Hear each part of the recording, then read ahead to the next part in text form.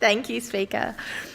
I rise to contribute to this motion moved by my colleague, the member for Balmain, and thank him for bringing this public interest debate on behalf of the Greens to this chamber, recognising the significant impact that gambling and gambling advertising has on our communities. Australians lose more money on gambling per capita than any other country in the world. We have a deeply ingrained culture of gambling in this country, and the harm that it causes to people, to families, and to our communities is very real.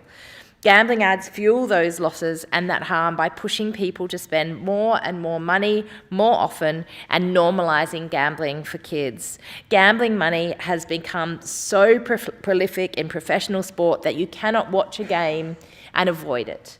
It has taken all of the concept of the idea of a competition, of athleticism, of watching the game out of it, and has become about the wins and the loss and the makings of money.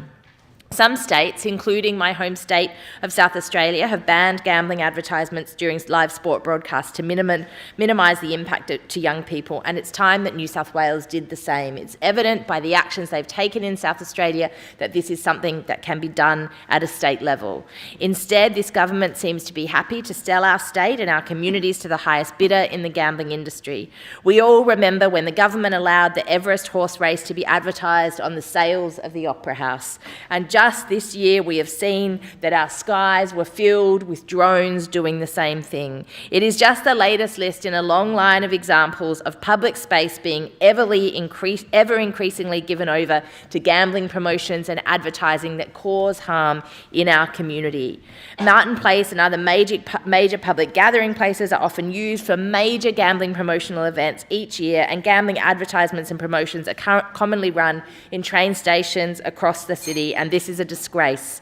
Instead of committing to genuine reforms that would reduce the harm that gambling causes to our communities, this government sits in the pockets of the gambling industries.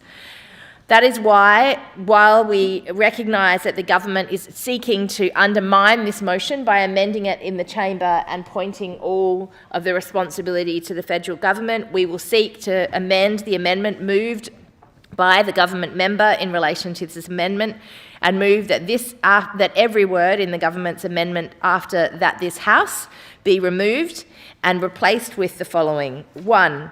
Notes the New South Wales government cannot avoid responsibility for the harm caused by gambling advertising by passing the buck to the federal government. 2. Commits to ending exposure of children and vulnerable people in our community to the harm of gambling advertising in New South Wales.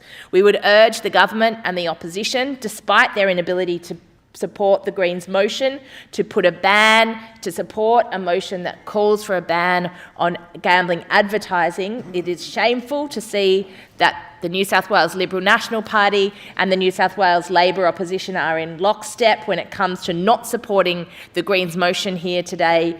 When it comes to banning gambling advertising, we would urge those members on all sides of this chamber to support the amendment to the government's amendment, which simply notes that the New South Wales government cannot avoid responsibility, and commits to ending exposure of children and vulnerable people in our community to the harm of gambling advertising in New South Wales.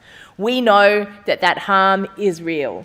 We know that, in effect, gambling advertising is grooming young people to a lifetime of harm and gambling addiction that is going to have a huge impact, not just on their lives, but on the lives of the people around them. And there is so much more that needs to be done to ensure that that harm is not impacting on families across this state, especially when we know the impacts of costs of living crises, of not being able to pay the rent or being worried about the mortgage, mean that people will go to desperate lengths to try and make money to be able to meet those basic needs and costs. The last thing someone in a desperate situation needs is a gambling ad in their face as they're making a decision what they're going to do because they've just had their shifts cut at work or they know they can't make their rent payment that week.